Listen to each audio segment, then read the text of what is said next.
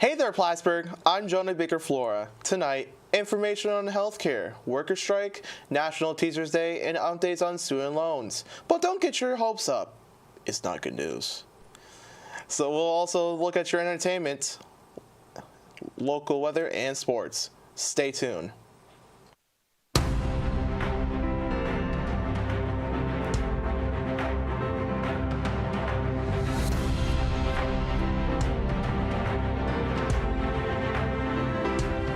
Good evening, Plattsburgh. I'm Alex Duval.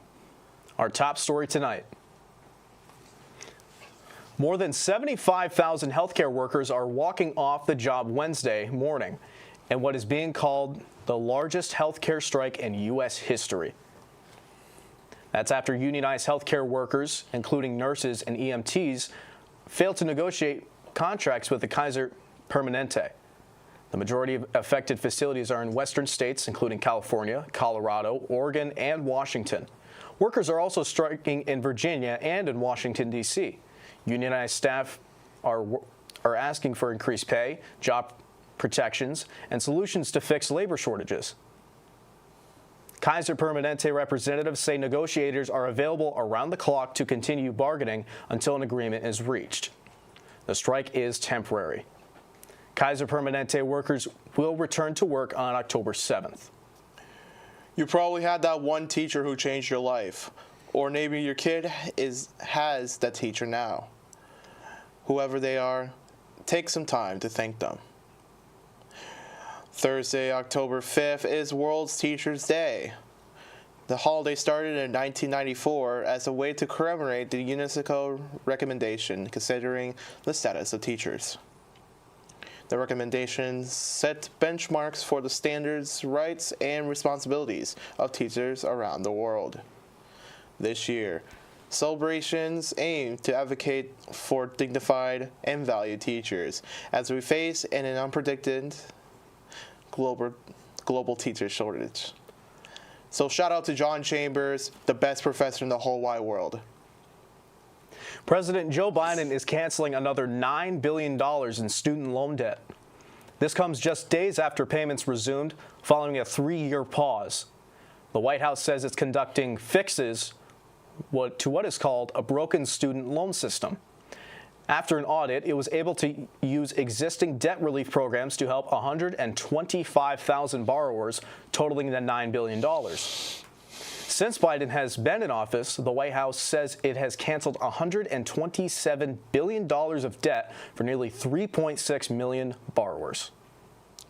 Now Garrett Jones with the following Memorial Hall construction. Here's more.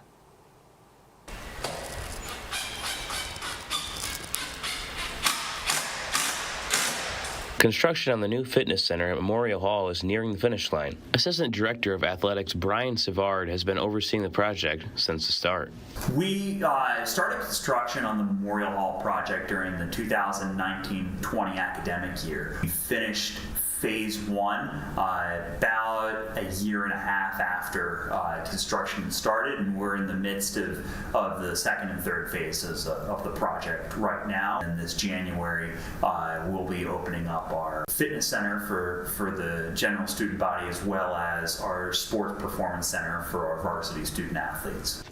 It was quite evident that Memorial Hall was in need of some updates. Memorial Hall was initially constructed in the early 1960s. It had been, over 50 years since any real major construction or renovations had been done on the building. And it was really about time for us to do that. Savard isn't the only one excited for the new fitness center. Kathleen Bellinger is an employee at the current fitness center on campus. Yes, I'm super excited. I've seen the layout. I'm excited for it all to be in one space, the cardio, all the new equipment. I'm super excited. Bellinger thinks that the current space is a bit crammed. It's a nice temporary space, but it doesn't really have what all of our students are looking for. I mean, it's hard to work out in there when there's 25 people and you're struggling to find the room to even do what you want to do. Lucky for Bellinger and others, the new fitness center is right around the corner. For PS News, I'm Garrett Jones. Jaden McLeod discusses banned books with SUNY Plattsburgh. Let's take a look. I'm here outside of Hawkins Hall, one of SUNY Plattsburgh's several lecture halls. A common theme throughout the globe has been books being banned. What is the reasoning for this? SUNY Plattsburgh is holding a panel to discuss the topic of book banning. The panel is being moderated by Dr. Daniel Lake, Director of the Institute for Ethics in Public Life. The panel, it's part of Banned Books Week. Every year, I think it's the American Library Association, but I forget who it is. There's several organizations that deal with this. The American Civil Liberty Union recognizes it too, for example. And it's a way to educate and push back against efforts to ban books. So, for example, there's a read-in of banned books at the library on Wednesday as another part of our week-long recognition of it. But in this case, it's a panel looking at kind of the impact of recent attempts, what amounts to a recent renewed wave of book banning. Book banning's always there, but it's a lot more common in the last few years. I would say most of them, probably all of them. But then I generally take the opinion that it's far better to be permissive rather than restrictive when it comes to access to information. I think it's a critical role of our libraries is that they should have access to literally anything that's legal. And so I would, of course, argue that most of what we're seeing certainly should not be banned. The members of this panel will critically examine this wave of book bans and consider the impact of banning these books on both the young people who use these libraries and on the libraries themselves. Well, that's the question, and that's part of what we want to explore on the panel. For example, we're talking about some Florida school libraries have been ordered to remove every single book that has an LGBTQ character in it. So it's not depictions of gay sex. It's not anything that is explicit going on. It's literally even having a gay character can cause the book to get removed. Reporting for PSTV News, I'm Jada McLeod. Xavier Brissett speaks about the nonprofit organization Healing Grace Center for Hope and Healing and what it has to offer for families in the community. Here in Plattsburgh, New York, a legacy lives on as Healing Grace, a nonprofit organization, provides support, guidance, love, and community to families that have suffered the loss of an infant. After the loss of her daughter in 2008, founder and executive director Sarah Muntazik was inspired to start Healing Grace Center for Hope and Healing to help families just like hers here in the North Country. So during that time, we had a support. We lived in Kansas City. We had a support system, a perinatal hospice called Alexandra's House. And so that support was the key to making any kind of healing process after the loss of our daughter. So when I moved back to the North Country, because I'm born and raised here, and we came back after the birth of our second daughter, I had always talked about starting an organization like Alexandra's House. And finally, in 2019, a friend of mine said, "You talk about it a lot, but why don't you just do it?" And so in 2020, in the heart of a pandemic, I started this nonprofit in honor of my daughter Grace, hence the name Healing Grace, Center for Hope and Healing.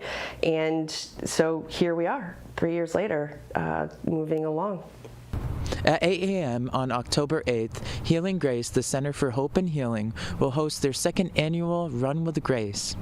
We hold it in October because the month of October is Pregnancy and Infant Loss Awareness Month.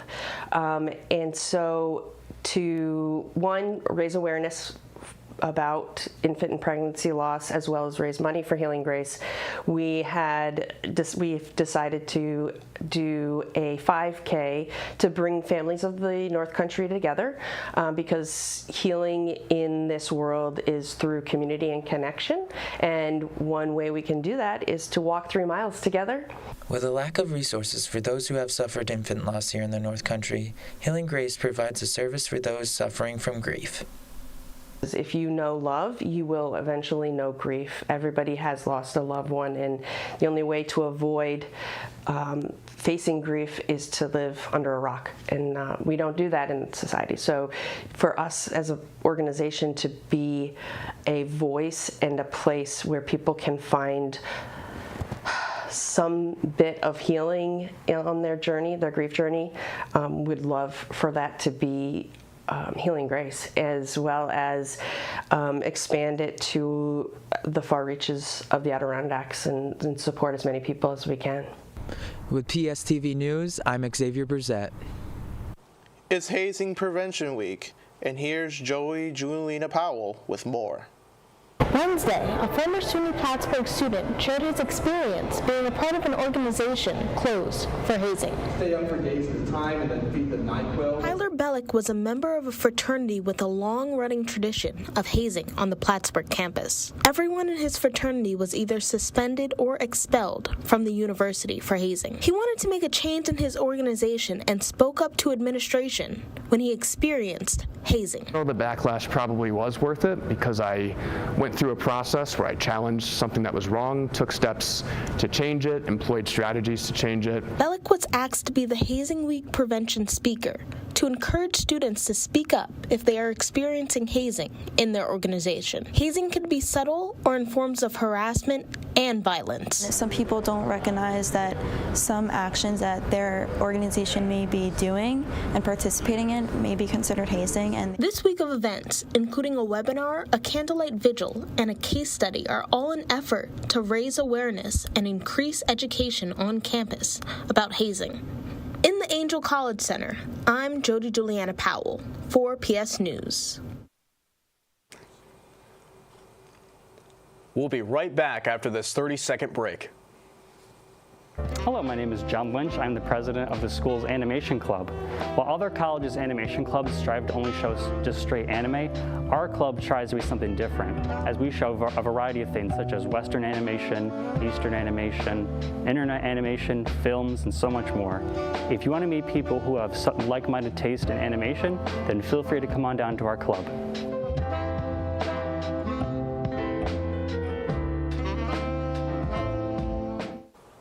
Hello, I'm your meteorologist, Marcel Gibbs. Let's take a look at your weather map today. Now we got 70s and 80s across the board. This is what I like to see. 79 for Owl's Head, 82 for Vermontville, 76 for Danmora, 80 for All Sable Fork, 79 for Plattsburgh. We're so close to that 80, just barely made it. 77 for St. Albans City, and 82 for Wilson. Now let's take a look at your 5-day forecast.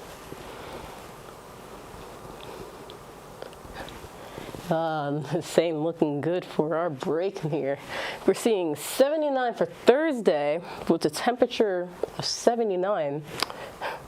Have to really hit in that temperature here because it's the only bit of sun you're getting for the rest of the week. We got clouds for Friday with the temperature of 74, and then from there on it just takes a downward plummet. We got Saturday raining with the temperature of 62. Sunday the cloud stays and the rain stays as well, and it drops all the way down to 56 for Sunday. Monday temperature of 55. The rain's gone, but the clouds stay. If you're staying here for Plattsburgh, I apologize for this weather you're going to be having for the break. After a short break, we'll be back with entertainment. Stay with us. Botany Club is a group of students who enjoy learning about and experiencing the natural world, especially plants, through various activities, trips, and service projects. If you're interested in joining Botany Club, please join us at Hudson Hall on Tuesdays at 6 p.m. And for more information, reach out to us on Instagram at Botanical Society SUNY Platts. Hope to see you there. Lady Gaga will now have to pay out hundreds of thousands of dollars in reward money to a woman tied to taking her French bulldogs. A Los Angeles County judge ruled Monday that the singer isn't on the hook after the $500K in award money she promised for the safe return of her pets following a 2021 dog napping incident. Gaga's dog walker suffered a gunshot wound in the dog napping. The judge's ruling found Jennifer McBride, one of the suspects in the incident, has, quote, unclean hands, and as a result, McBride was not entitled to the reward money. McBride is currently on probation for 2 years after pleading guilty to receiving stolen property in the dognapping case. Well, Swifties, it's time for it again. The Taylor Swift effect is everywhere. With her fans packing not only concerts, but also hotels and football games. And now movie theaters, the film Taylor Swift, The Eras Tour isn't even out yet. But according to Cinemark, it is already setting the domestic pre-sale records. The theater chain says demand is 10 times higher from the film than any other movie that the company has released. An ad aired during its NBC Sunday Night Football last weekend where Swift made an appearance to cheer her on her possible boyfriend, Kansas City Chiefs star Travis Kelce. Cinemark isn't the only theater chain to see the spikes in sale. AMC previously announced that the Eras tours and concert movies have shattered records in a single-day advance ticket and sales revenue. It has made $26 million on the first day of the pre-sale on August 31st. Taylor Swift Eras Tour's movie opens October 13th and is projected to earn $100 to $125 million on the opening weekend.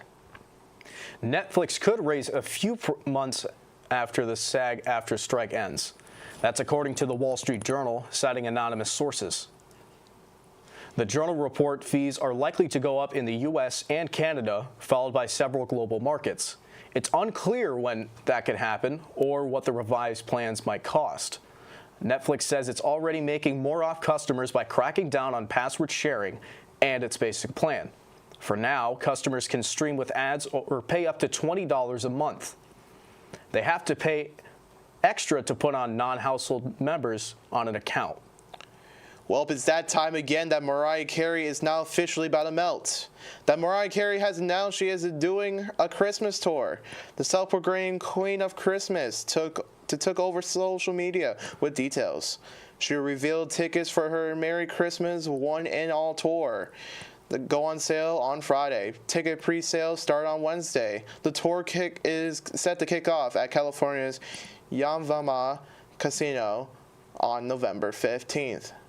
Other stops include Los Angeles, Denver, Toronto, Chicago, Boston, Montreal, and Philadelphia. The tour will wrap up on December 17th at the New York's Madison Square Garden. A bill has been filed to rename a Florida highway after the late Jimmy Buffett. Florida State Representative Chuck Clemens filed the bill on Friday. It aims to rename State Road A1A, which is a major coastal highway that runs from Key West in the Florida Keys all the way up to Georgia. If passed, parts of the highway will be renamed to Jimmy Buffett Memorial Highway in specific counties. The beloved Margaritaville singer died a month ago from a rare type of skin cancer. He was 76. The name change wouldn't happen anytime soon. The 2024 Florida legislative session doesn't begin until January. We'll be right back with your Cardinal Sports Update after this 30-second break. This is KINKS, which stands for Collectively Inspiring Natural Hair Students.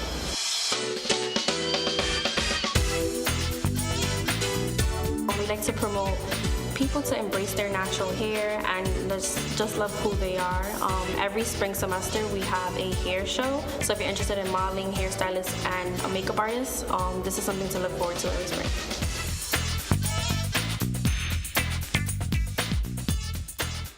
Welcome back. This is your Cardinal Sports Update. The Plattsburgh State men's soccer team settled for a tie against Oswego on Saturday despite dominating possession throughout the game's 90 minutes. Plattsburgh held a 19-5 shot advantage and a 9-1 corner advantage over the game's entirety, but could not produce the opportunities into goals. Junior John Hayes scored his 5th goal of the season in the 74th minute, tying the game less than 30 seconds after Oswego scored to take the lead. Connor Howe picked up the assist for his first collegiate point, eventually helping to lead to the tie. Teddy Healy earned the tie in net while making 2 saves. Plattsburgh now sits at 5-0-4. The Plattsburgh State women's soccer team picked up their first conference win of 2023 on Saturday afternoon, defeating Oswego State With the win, the Cards pick up 3 important points on the road in the SUNYAC standings. Nora Fitzgerald was the game's lone goal scorer as the senior attacker scored in the 65th minute to give Plattsburgh the lead. With that goal, she has now tied Avery Durgan for the team lead in goals, assists, and points. Lauren Haley picked up her 4th shutout of the year with her 2-save effort. The Cardinals now improved to 3-3-3 with the win. And that's all the time we have for your Cardinals Sports Update. Well, that was an amazing sports news report, but we unfortunately, that's all the time we have for you tonight. Though we hate to see the leave so soon. And also again, happy Teachers Day to Professor Chambers. Make sure to follow us on social media at Plattsburgh State TV and be on the lookout for some totally rad TikToks. Have a great night, Plattsburgh.